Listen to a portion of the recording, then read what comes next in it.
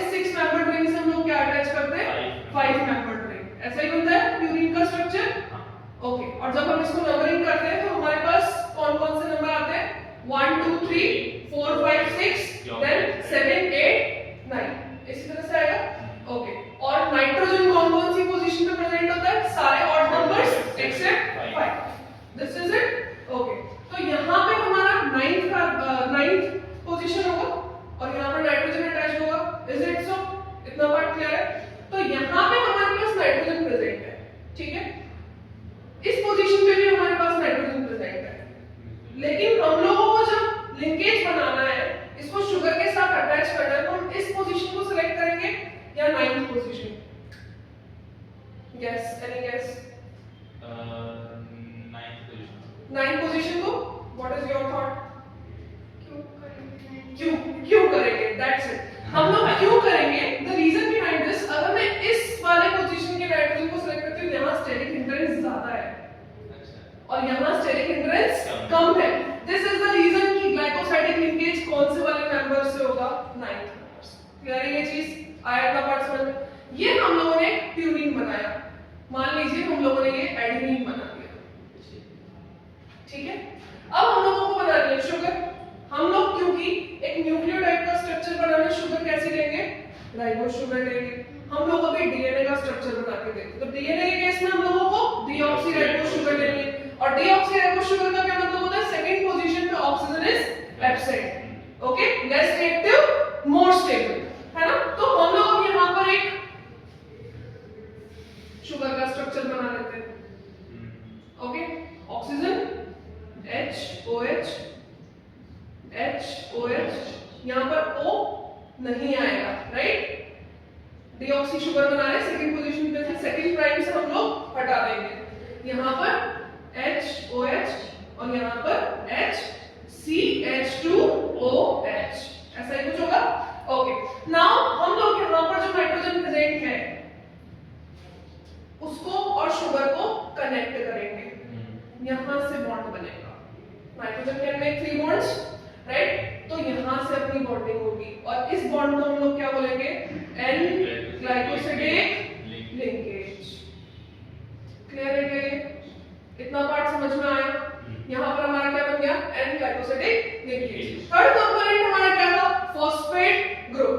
अब हम लोगों को इसके साथ फॉस्फेट ग्रुप जोड़ना है। फॉस्फेट ग्रुप हम लोग कौन से कार्बन पे लगाएंगे? 5 प्राइम कार्बन पे। This is 1 prime 2 prime 3 prime 5 prime. Clear है इतनी चीज? तो 5 प्राइम कार्बन पे अगर हम लोगों को फॉस्फेट ग्रुप लगाना है तो यहां से हम किसको हटाएंगे? हाइड्रोजन को। हाइड्रोजन हमने हटाया, क्या ऑक्सीजन का एक बॉन्ड फ्री हो गया? ओके, हम लोग फॉस्फेट ग्रुप को जब बनाते हैं तो कुछ इस तरह का स्ट्रक्चर बनता है, ठीक है। तो यहाँ पे बॉन्डिंग होगी, ठीक है, फॉस्फेट ग्रुप की और शुगर की। कौन सा बॉन्ड बनेगा यहाँ पे बताओ? फॉस्फोएस्टर बॉन्ड, ठीक है। तो ये वाली जो बॉन्डिंग हुई है between sugar and phosphate group, इसको हम लोग क्या बोलते हैं? Phosphoester bond. Is it clear? ठीक है। अब मुझे एक चीज बताइए, मैंने न्यूक्लियोटाइड का स्ट्रक्चर बनाने के लिए एडेनिन लिया, शुगर लिया और एक फॉस्फेट ग्रुप लिया, ठीक है। तो हम लोग इसको क्या बोलेंगे? एडेनिन मोनोफॉस्फेट, ठीक है। ये हमारा क्या बना? एडेनिन मोनोफॉस्फेट, ठीक है। तो यहाँ अगर मैं सिर्फ इतने की बात करूं, सिर्फ इतना जिसमें फॉस्फेट ग्रुप भी इंक्लूडेड नहीं है, तब तक तो क्या बना था? एक प्यूरिन एक sugar, it will make nucleoside. What it will make? Nucleoside. जैसे ही फॉस्फेट ग्रुप इंक्लूड हो गया, ये हमारा क्या बनेगा? न्यूक्लियोटाइड। क्या बनेगा? न्यूक्लियोटाइड। अब एक फॉस्फेट लगाया है तो एडिनोसिन मोनोफॉस्फेट। क्या बनेगा? Adenosine monophosphate. एक और फॉस्फेट ग्रुप जोड़ दो, एक और फॉस्फेट ग्रुप जोड़ दे। यहां से हमने 4 हटाया क्योंकि अगर यहां बॉन्ड बन रहा है तो ऑब्वियसली 4 हट जाएगा, ऑक्सीजन 2 बॉन्ड बनाता है। यहां पे एक और फॉस्फेट जोड़ दो, ठीक है। तो ये हमारा क्या बन गया? Adenosine diphosphate. इतना स्ट्रक्चर अब मैं बात करूं यहां से लेकर यहां तक के स्ट्रक्चर की, तो ये क्या बन गया?